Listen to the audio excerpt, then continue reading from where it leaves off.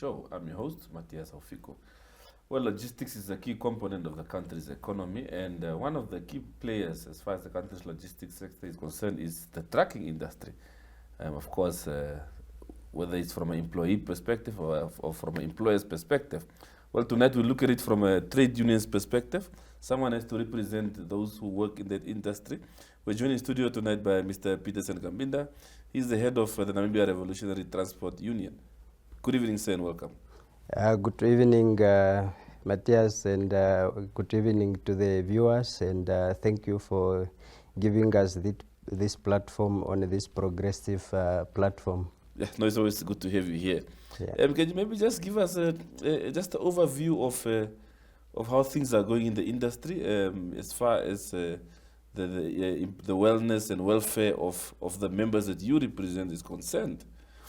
Yeah, no, thank you very much. I have to be able to say that this year, and we are just a few months away to our anniversary, where we will be able to be making 3 years of our existence in August. And I have to be able to say that since Nareto had been formed, I can be able to say that progressively and successfully we have tried our utmost best to try to see to it that we protect and advance the interest of our members.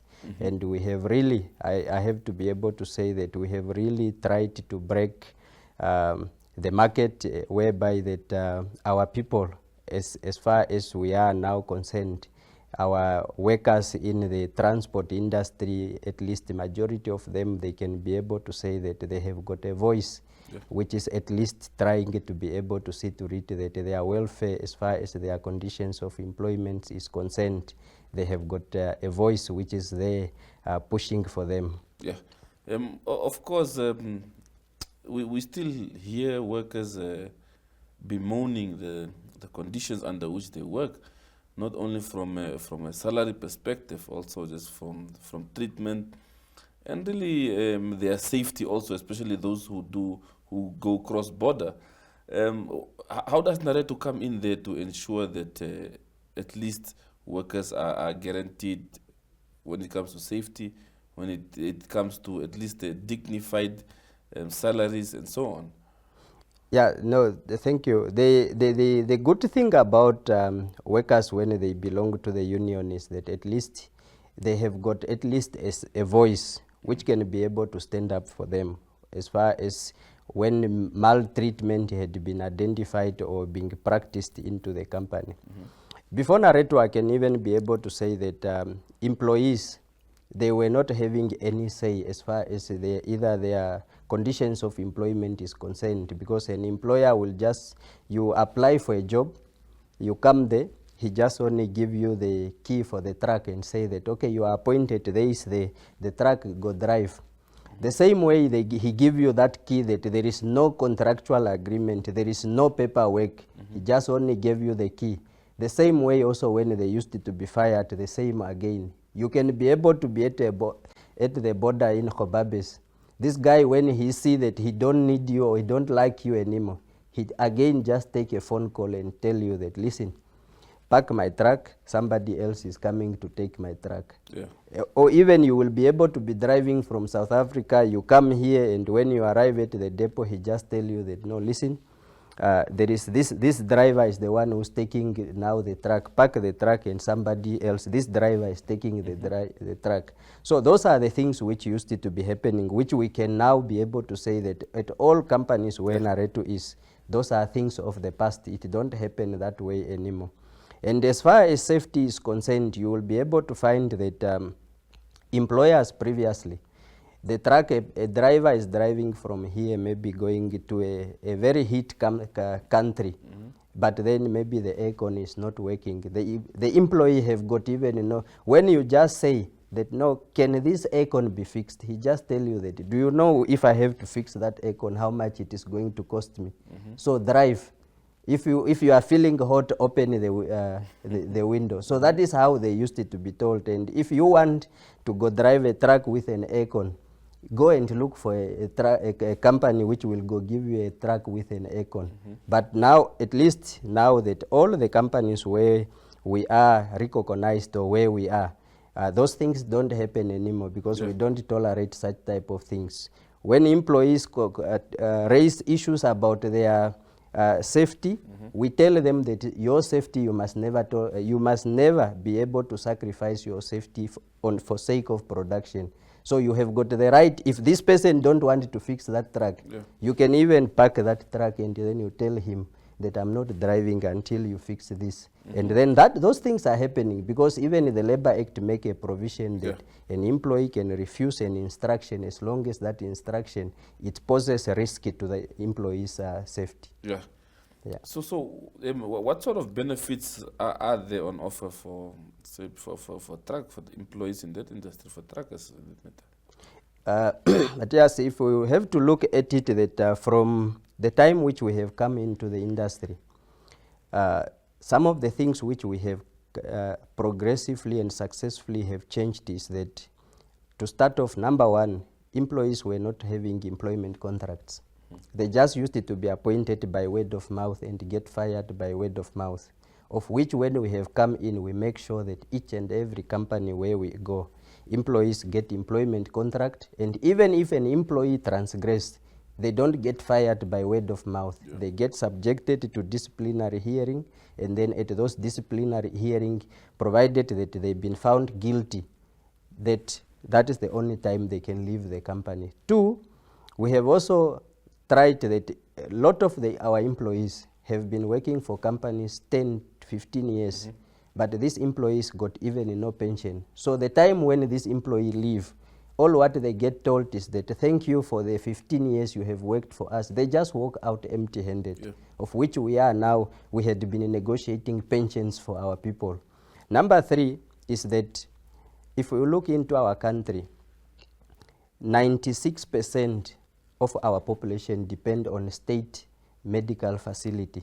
But we have now successfully, that majority of our members, I can be able to say that successfully at least, that yes, we are getting there, because majority of our members, we are putting them on medical aid so that we can be able to remove the burden on the state. Because as long as the more members we can be able to take, which are on the private companies, and we put them on medical aid, that reduces the burden on the state, so that at least our members now, we are successfully taking them from the state hospitals, from the queues of Katutura and black chains and all over the country, at least to put them where they can be able to see private doctors. So that is one of the key things which we have, especially the past year and this year, which we have really pushed for our people.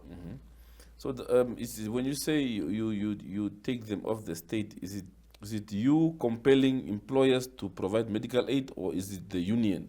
The union, every company where we are negotiating, we see to it that each and every proposal, because we know that the state is struggling as far as the medical facilities are concerned. Because if our member go to Katutura, you will be able to go to Katutura just only having diarrhea or stomachache.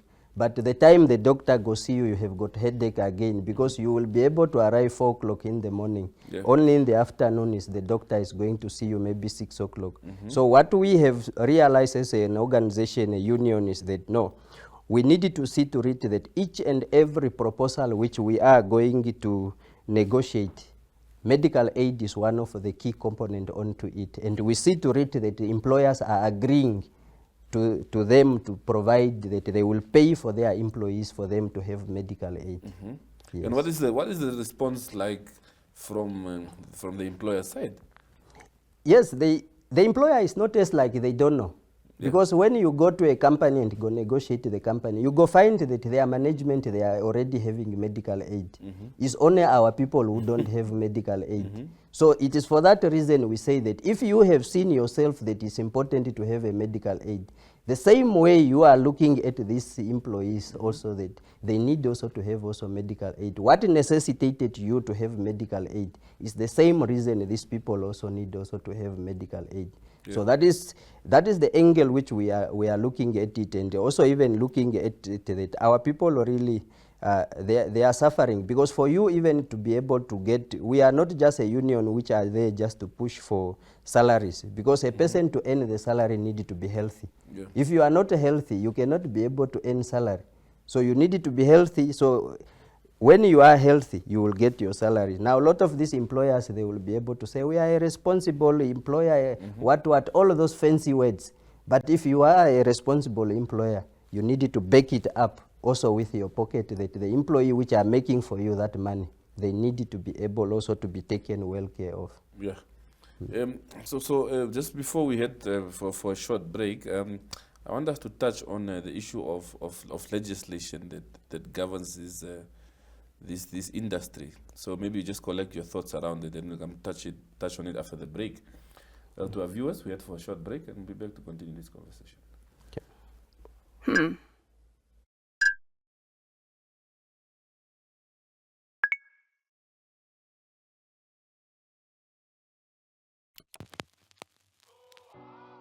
E-Ticket, your online ticket solution for events and event marketing, bringing you ease of mind and making sure that your event gets out there.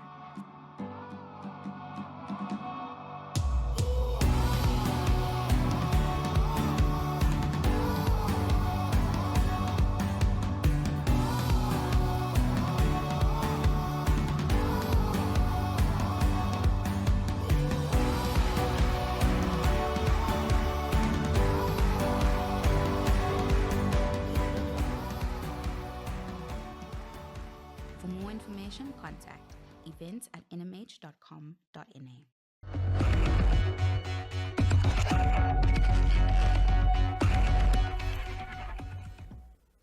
Well, welcome back from the break. Mr. Kambinda, perhaps from a legislative point of view, what is it that you think can still be done to really ensure that those who operate within the transport sector are well cared for? Yeah, thank you very much. Maybe the only unfortunate thing which we are currently having is that on the legislation point of view, you will be able to see that our Labor Act, currently, let me say that the document which we are using, all of us, is the Labor Act.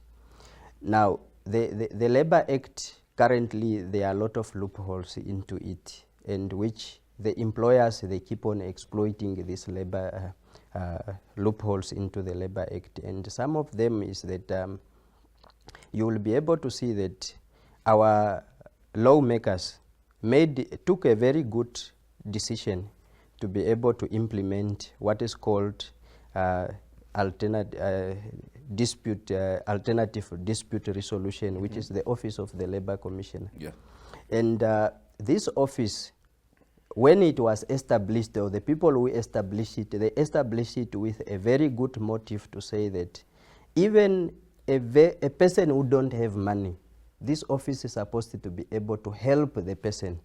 That you can be able to walk in there if you had been, let me say, you had been unfairly been treated, unfairly been dismissed. You go to this office, you can be able to be assisted without hassles, because there was a labor court those years and all of these things, but they realized that not everybody can be able to have money to pay a lawyer to go stand in court. So that is why they created this one. But now still the employers, they have realized that there is a loophole into the that process, that whenever they are going to be able to come there, if tomorrow I get dismissed by Nareto and I don't have money for me to be able to go there, what will Nareto do? Nareto appoints a legal person who will be able to go with Nareto to that office. Yeah. And then that office is still allowing this person to be able to be represented by a labor person, a legal person. Now, when this person goes there, I'm a layman person who don't understand. Now, what those people do is that this person start going into technical arguments, which I got no knowledge of. So this is one of the shortcomings, that yes, we have established something which was supposed to be able to help people at a lowest minimal point.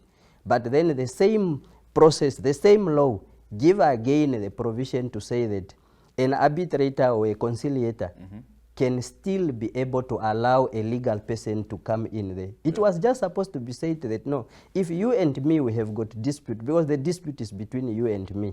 So there is actually no need of bringing in a person with a legal argument to come and make again this process frustrated. Now what happens is that, especially when sometimes an employee gets dismissed, we go to the office of the labor commissioner, the company comes with a legal person. So what do this person do? Is going just to be arguing technicalities. Then you find yourself an employee 2 years down the line. An employee is still struggling to get his job back or to get a payout simply because the legal person is making just that process which was meant to be easy is just making it more difficult. Yeah. So you are saying that the concept of alternative dispute resolution has been eroded over time? It had been hijacked. Let me be able to say that it had been hijacked by the people, and people have realized all of these loopholes and they are exploiting it. And sometimes, because that office, in my view, what could have also been able to be done sometimes is that the arbitrators, they have got even this power to be able to say that when a person, let me say, is arguing, is delaying the case unnecessarily, when they go make their decision, if it was coming with fines, then these people could be able to refrain from all of this. But a person can delay the employee to be reinstated unnecessarily, and after 2 years, then the employee needs to be paid, and the employee needs to be reinstated. But the person who have caused this delay walk out scot-free. So that becomes a problem. If it comes that, okay, like when it happened in court, that, okay, when a ruling had been made, the person who have just been taking this process like that, then they end up being fined or being given that you need to pay a cost for wasting of the office's time and the other party's time. Then these people could be able to find themselves that they will not be able to take chances. We're joined in studio tonight by Mr. Petersen Kambinda. If you as the head of the Namibia Revolutionary Transport Union, good evening, sir, your work of representing good evening, such as Matthias, and good evening to the viewers, and thank you for giving us this platform on this progressive relevant authorities. No, it's always good to have you here. Can you maybe just give us just an overview of how things are going in the industry? You see, the challenge which we have in this country is the wellness and welfare of people. The members that there is what is called labor. Thank you very much. I have to be able to say that is a body established this year, and we are just a few months away loopholes within to our the labor anniversary, where we will be able to be making 3 years of our existence. When they are doing their amendment in August, and all of those things, I have to be able to say that since but if you look now, even this I can be able to say that progressively, when they are doing their consultation, currently we have tried our utmost best to try to see to it that we protect and advance the interest of our members, and we have really, I have to be able to say that we have really but tried those to consultations, break they are not inclusive. the market. Those consultations are meant for few. Our people, the people which are selective, which they think that they can, they are aligned. So some of us which are not aligned, which they regard that, no, those ones are not aligned, we are not consulted. Which is that is the unfortunate thing, that we are being regarded as like, no, those are problematic people. So even if you go to them, what they will be able to advise is will just be making pushing things for difficult, them. because you will be able to find that labor advisory council contains members of the employers, members of the unions.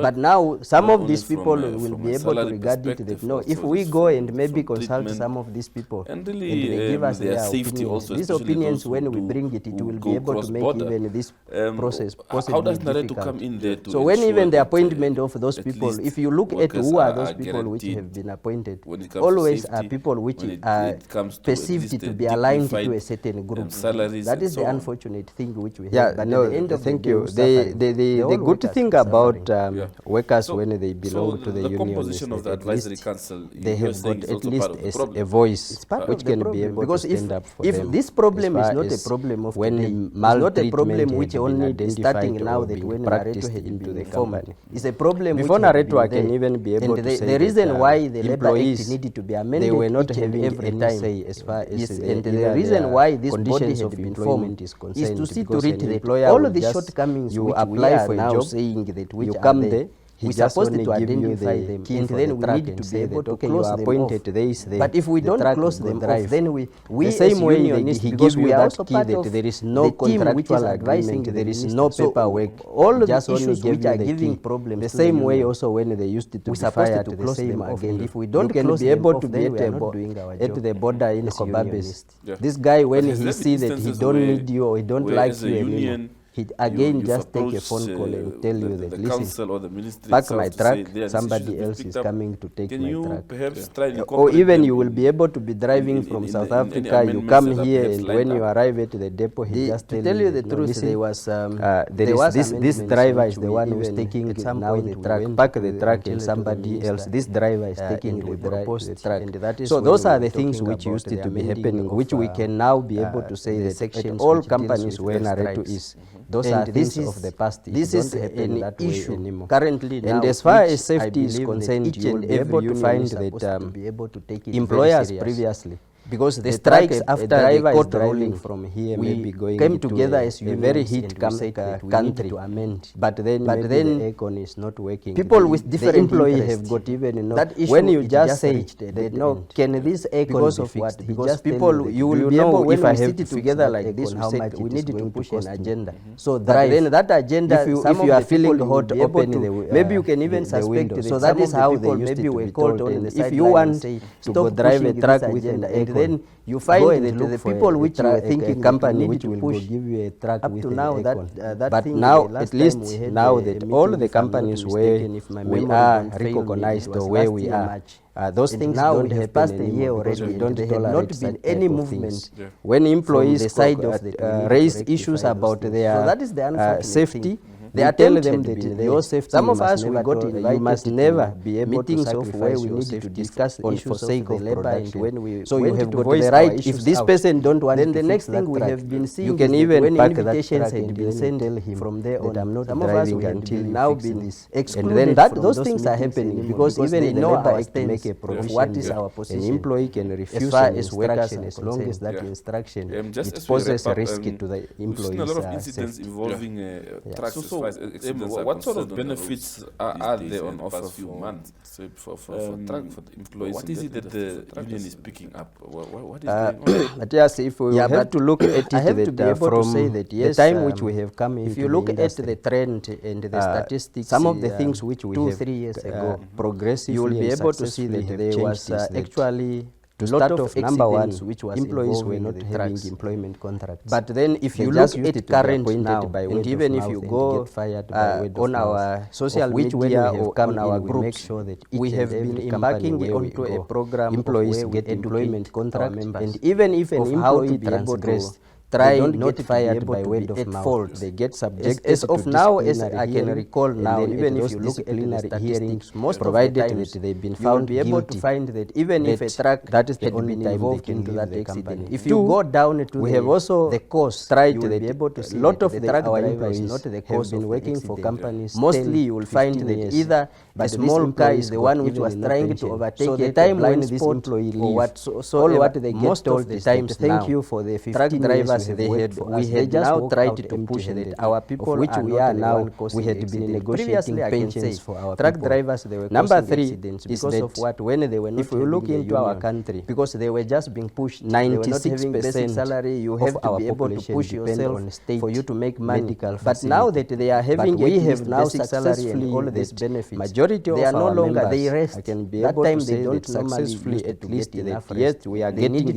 the more you drive, majority of our members we are. But nowadays that we are trying to work so that we can be able to remove the burden on the state. Our people, as long as they are actually not the more members we can be able to take, which are on the private companies, and we put them on medical aid, that reduces the burden on the state, so that at least our members now, we are successfully taking them from the state hospitals, from the queues of Katutura and Black Chain, and all over the country, at least to put them where they can be able to see private doctors. So that is one of the key things which we have, especially the past year and this year, which we have really pushed for our people. So when you say you take them off the state, is it you compelling employers to provide medical aid, or is it the union? The union, we are, every company where we are negotiating, we see to it that each and every